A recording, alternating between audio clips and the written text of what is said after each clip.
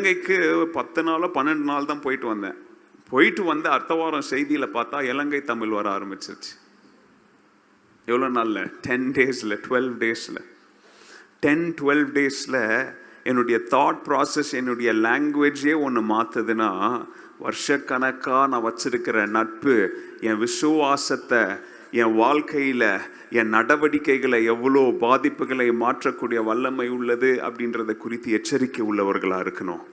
We have to be careful about our company because they influence us.